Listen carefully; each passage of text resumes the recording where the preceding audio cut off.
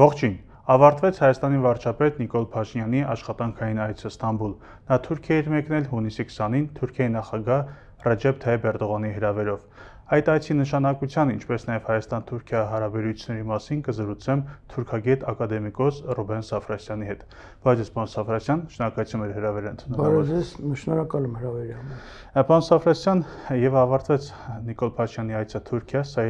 նաև կարևոր էր այն իմաստով, որ առաջին անգամ էր, որ Հայաստանի ղեկավարը մեկնում է Թուրքիա երկկողմ օրակարգով, եւ այցը մի տեսակ հիշեցնում էր թե պետաշխատանքային էր, բայց ինչ-որ պաշտոնական նշանակություն գուցե ուներ հագեցվածության տեսանկյունից, մի շարք մարդկանց հետ հանդիպեց եւ վերջում նաեւ հյուրընկալվեց Էրդողանին։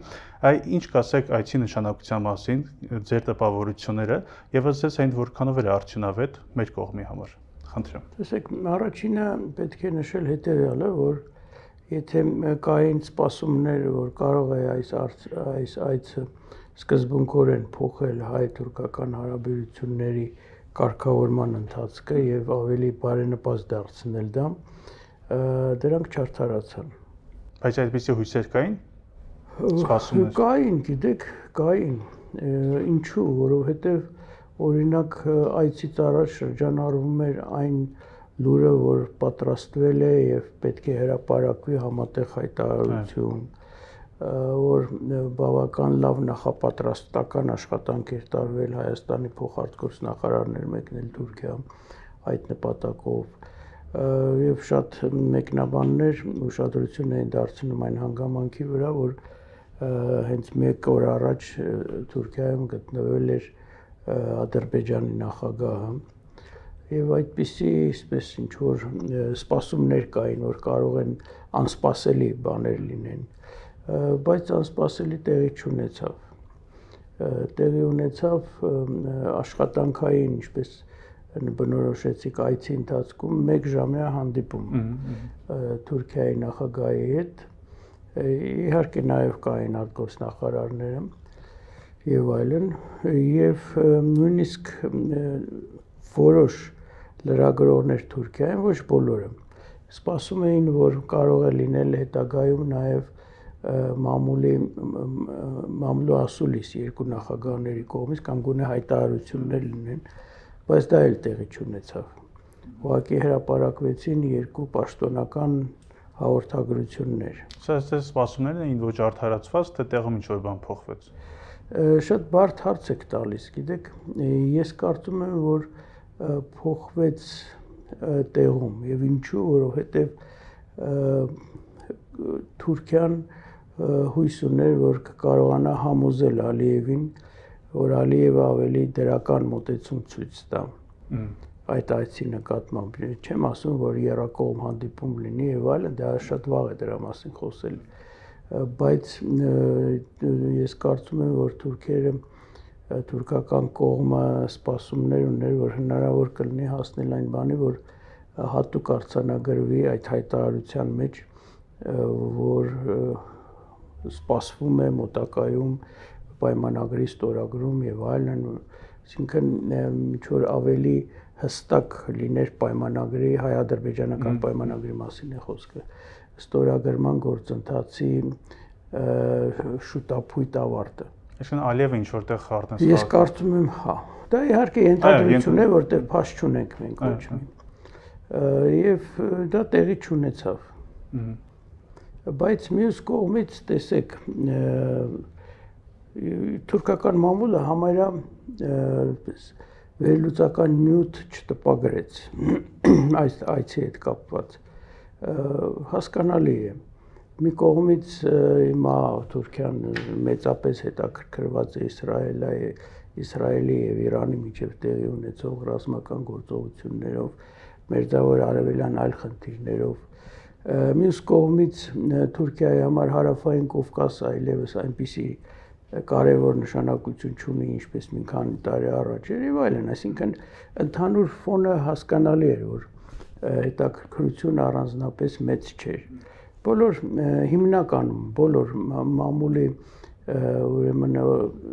ներկայացուցիչները սահմանափակվեցին պաշտոնական հաղորդագրություններով, զուտ փաստեր հաղորդելով, նշելով, որ իհարկե սա առաջին աշխատանքային ուրեմն այցն է, բայց նաև պետք է հաշվի առնել այն հանգամանքը, որ այցը, որ աշխատանքային էր, տեղի էր ունենում երկու երկրների միջև, որոնցից մեկը մյուսին հետ դիվանագիտական հարաբերություններ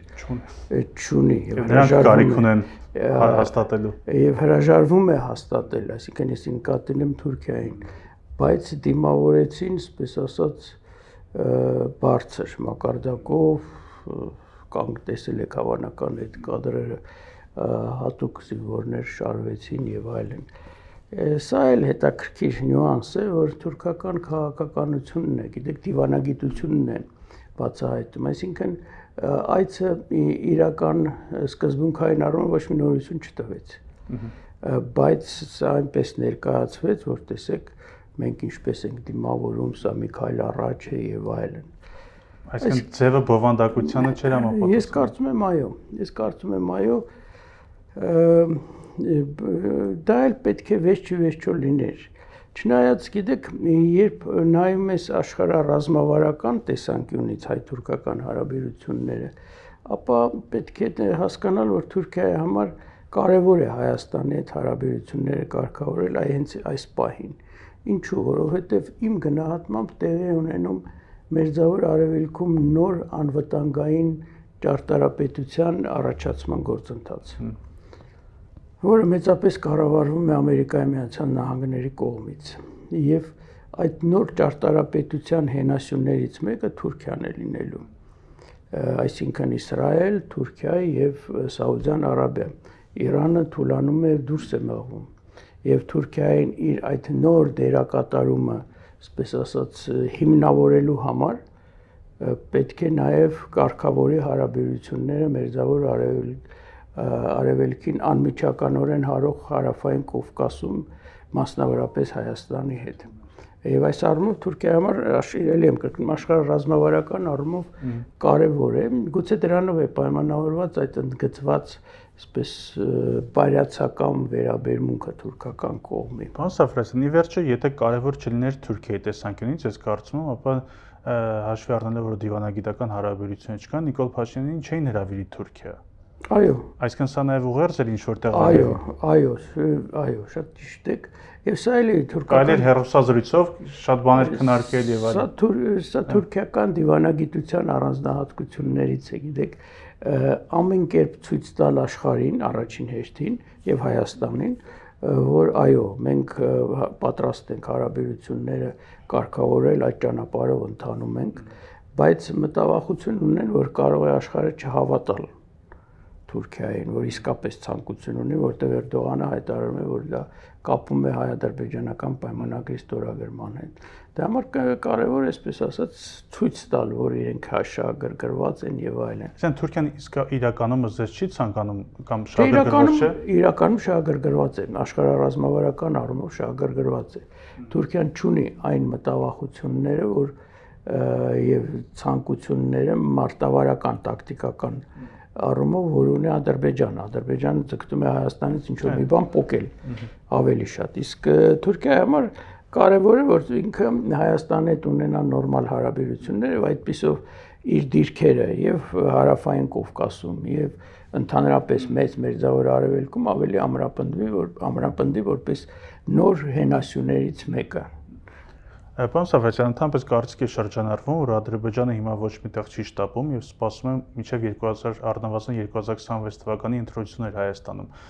Եթե այդպես է վերաբերմունքը, այսինքն դիրքորոշումը Ադրբեջանի արդյոք ենթադրում է, որ Թուրքիան էլ պետք է սպասի կամ կսպասի մինչեւ այդ, այսինքն հաջորդ տարի, այսինքն քայլ չի անի։ Ինչը վերաբերում է Թուրքիային, ես կարող եմ ասեմ ոչ։ Թուրքիայի համար դա կարևոր չէ։ Կարևորը իր դիրքն է, իր մոտեցումներն են, իր նոր, այսպես նոր ճարտարապետության հենասյունի, այսպես ասած, հանգամանքն է։ Իսկ Ադրբեջանը ես չեմ կարծում, որ ինքը նույնպես կապում է Հայաստանում 26 թվականին ընտրությունների հետ, այլ ուղղակի նա այդ խնդիրներն է լուծում, որ ուզում է պոկի ինչ-որ մի բան Հայաստանից։ Նկատի ունեմ Թուրքիան չի շտապեցնի Ադրբեջանին։ Թուրքիան շտապեցնում է հենց իմ մոտեցման հիմքում այդ միտքն է, որ երկու երկրները լինելով շատ սեր դաշնակիցներ, շատ այսպես ինտեգրված դաշնակիցներ, միաժամանակ ունեն տարբեր տեսադաշտեր։ Թուրքիային ավելի լայն է, Ադրբեջանին ավելի նեղ է, եւ Թուրքիան շահագրգռված է, որ արագ լինի, բայց նայել այստեղ գիտեք, եթե այսպես պարզ մենք խոսենք, Թուրքիան շատ ավելի մեծ հզոր պետություն է, քան թե Ադրբեջանը, եթե նա շատ ցանկանա, կարող է հաշվի չառնել Ադրբեջանին եւ Հայաստանի հետ հարաբերություններ կարգավորի, բայց չի ուզում ինքը ինչ որ որոշակի առումով Ադրբեջանին այսպես բառ օգտագործենք, նեղացնել այդ խնդրի համար, հասկանում եք, մեծ ռեսուրս չի օգտագործում, հորդորում է։ Եվ կշարունակի միայն հորդորով բավարարվել։ Ես կարծում եմ, եթե կտրուկ փոփոխություն չլինի իրադրության մեջ, այս իրադրությունը շատ թե քիչ այսպես պահպանվի, ես կարծում եմ, այո։ Օրինակ թուրք փորձագետներից Մուստաֆա Այդանը ասում է, որ Թուրքիան ձեռնտու է Հայաստանի հետ սահմանը բացել մինչև ռուս-ուկրաինական ճգնաժամի հանգուցալուծումը։ Թուրքիան շտապում է։ Այո, շտապում է, բայց ռեսուրսի խնդիր է։ Այսինքն ինքը ինչ կան ուժ կներդնի, ինչ կան ռեսուրսներ կներդնի, որ հասնի դրան։ Եվ տեսնում ենք, որ օրինակ Կիպրոսի թուրքական հատվածի հարցում էլ առանձնապես չի շտապեցնում Ադրբեջանից, քանի դեռ ռեսուրսը չի դնում։ Այո, ոչ միայն Ադրբեջանին, այլև կենտրոնական ասիական թուրքալեզու մյուս պետություններին, նրանք շատ մեծ մտավախություն ունեն այդ հարցում։ Պարոն Սաֆրասյան, այնուամենայնիվ այցի կարևորության կամ արդյունավետության մասին կուզեի հարց տալ մեր տեսանկյունից, արդյոք սա նաև ինչ որտեղ նաև նախապատրաստական աշխատանք չի ենթադրում, որ եթե խաղաղության պայմանագիրը դիցուկ մոտ ապագայում կնքվի, ապա կողմերը արդեն ավելի արագորեն կմոտենան կապերի հաստատմանը։ Կարելի է այդպես, իհարկե։ Իհարկե, Հայաստանի տեսակետից ենք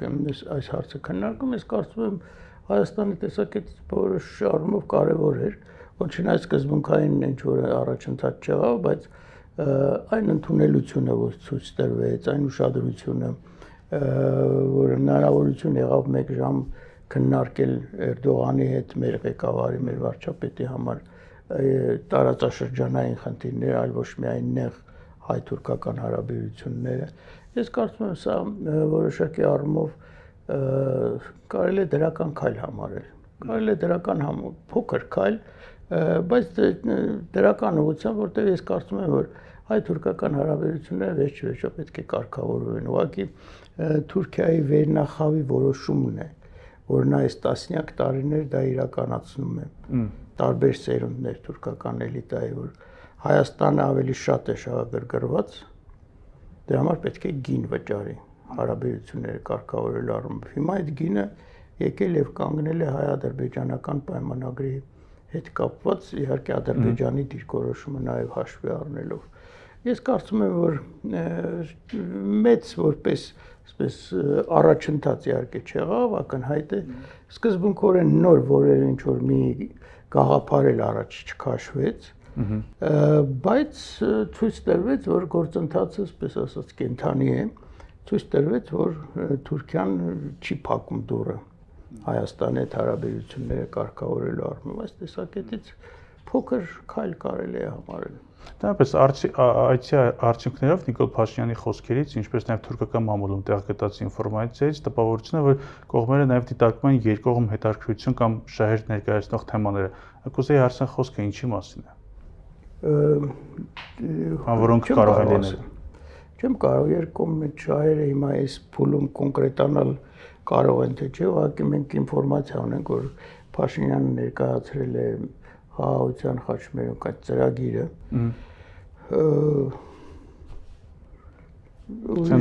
Գուցե տեսլականի մասին է խոսքը։ Տեսլական է, գիտեք, նաև մի հետաքրքիր հրապարակում եղավ, կա այսպիսի մի Լոնդոնում գոյություն ունեցող գործող մերձավոր արևելյան աչք հետազոտական եւ վերլուծական եւ մամուլի կենտրոն, բավական հեղինակավոր, որի թուրքական թղթակիցը Սոյլուն բավական հայտնի դեմք է թուրքական ժուրնալիստիկայում, Սաբայի աշխատակիցներից եղել եւ այլն, Նա հետևյալ ուրեմն այսպես անոնիմ աղբյուրների վրա հիմնվելով, որոնք կապված են Թուրքիայի արտգործ նախարարության հետ, հետևյալ ուրեմն եզրակացություններ ներկայացրել, որ Թուրքիայում ընկալում են Հայաստանի վարչապետին որպես վիզիոներ, որը ունի այսպես ինչ-որ մեծ ծրագրեր։ Սա ուղղակի այսպես շտրիխ։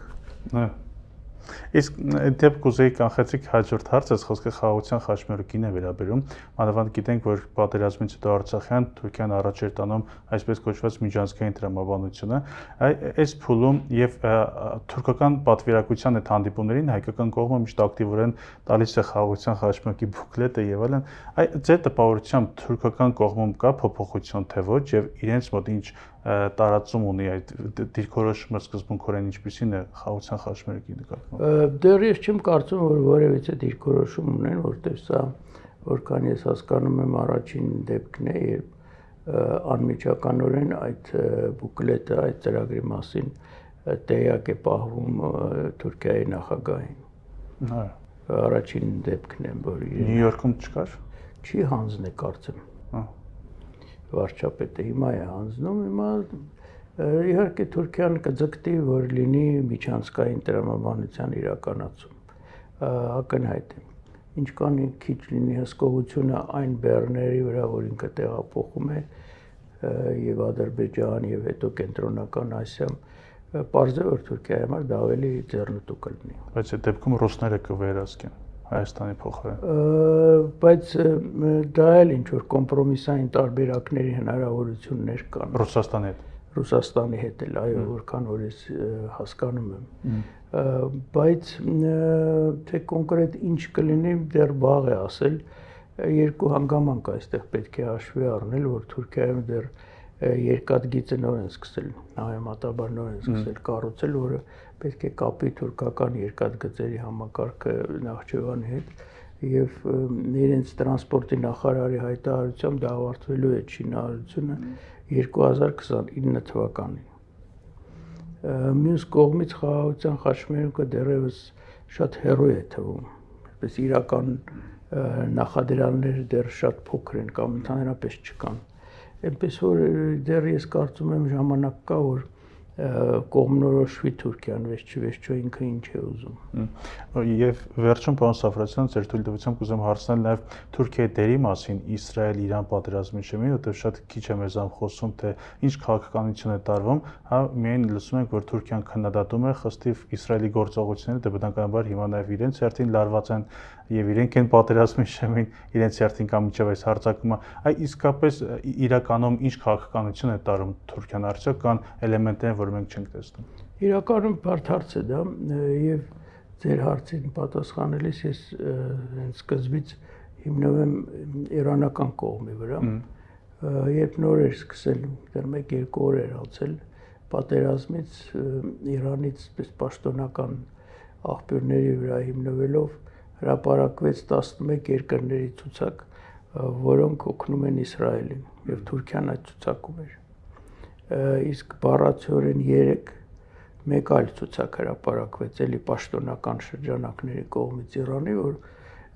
շնորհակալություն են հայտնում մի քանի երկրների, օրինակ Ռուսաստան, Չինաստան, որոնք օժանդակում են Իրանին եւ այդ դրանց մեջ կար նաեւ Թուրքիան։ Այսինքն այս երկու իրարամեջ հայտարարությունները, որոնց աղբյուրը պաշտոնական է, ինչպես նշվում է, կամ գոնե հա, արդեն վկայում է այն մասին, որ ինչքան բարդ հարց է դա եւ հակասական մոտեցումներ կան։ Ես կարծում եմ դա պայմանավորված է նաեւ որոշ չափով իրականությամբ։ Եթե հռետորաբանությունը Թուրքիայի շատ սուր հակաիսրայելական է, այսօր էլ հենց հանդես է եկել Էրդողանը իսլամական երկրների կոնֆերանսի այդ նիստին, որ տեղի ունենում Ստամբուլում։ Եվ ուրեմն մյուս կողմից էլ կան տվյալներ, որ չեմ կարող ասեմ, նրանք իրականության համապատասխանում են թե չէ, որ Թուրքիան օրինակ բարձրացրել է օդ իր ինքնաթիռները, որոնք օժանդակել են, որ կանգնեցնեն Իրանի հարվածները օդով Իսրայելին կամ օժանդակ են ընդհակառակը օժանդակ են Իսրայելի հարվածներին։ Նման ինֆորմացիա էլ կա, չեմ կարող ասել։ Բայց այս պատերազմը ինչպես է ազդում նրա աշխարհակաղակական դիրքերի վրա։ Թուլացնում է թե ուժեղացնում։ Շատ էլի կարևոր հարց եք տալիս, կախված է ամեն ինչ թե ինչպիսի ավարտ կունենա այս պատերազմը։ Եթե պատերազմը ավարտվի նրանով, որ Իրանը պահպանի իր քաղաքական ներկայիս համակարգը եւ իհարկե պարտված մեծ կորուստներ կրած ամեն դեպքում մենք տեսանք ինչքան մեծ կորուստներ կրեց Իրանը, ապա դա Թուրքիային իհարկե ձեռնտու է, որտեղ Իրանը որպես աշխարհակաղակական տարածաշրջանային տերություն ուժի կենտրոն, այսպես Թուրքիայի հակառակորդն էր, մրցակիցներ տարածաշրջանային առումով։ Եթե մեկ էլ պատկերացնենք, բայց կարծես թե քանի գնում է ավելի դա քիչ հավանական է դառնում, որ չի հաջողվի պահպանել Իրանի տարածքային ամբողջականությունը, այսինքն իշխանությունները կկորցնեն հնարավորությունը այդ եւ կսկսի Իրանի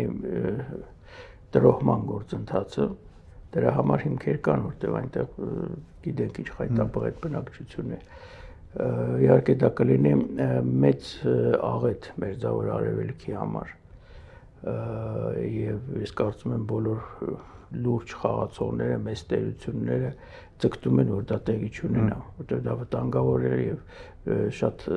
անհասկանալի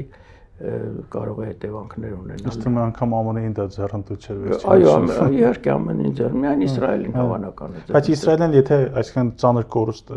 բանը պատճառում վնաս Իրանին, ինքն է ուժեղանում, ինքն էլ իր հերթին է Թուրքիայի մրցակիցը։ Հա, չէ, ես Իրանի մասին եմ։ Հա, չէ, ուզում ասեմ երևի թե Թուրքիան ձեռնտու է, որ երկու կողմը եթե այդ գործընթացը սկսի, Թուրքիան ես կարծում եմ ինքն է կմիջամտի, որ տեսնի, որ արդեն այնտեղ ինչ որ պետական ինչ-որ միավորներ են հանդես գալի տարածքի վրա ատրպատականի հետ կապված, որտեղ թուրքական, պանթուրքիստական կազմակերպություններ կան թուրքական հետախուզության հսկողության ներքո։ Բայց ես կարծում եմ, որ Թուրքիան իհարկե մտավախություն ունի, որ պետք է դա ամեն կերպ դրանից խուսափել, այսինքն միասնական Իրանը, բայց իհարկե որոշ չափով թուլացած Իրանը Թուրքիայի համար ես կարծում եմ այսպես դրական արդյունքը կլինի իհարկե այն Իրանը, որը չի ունենա միջուկային զենք ստեղծելու հնարավորություն։ Իդեպ եթե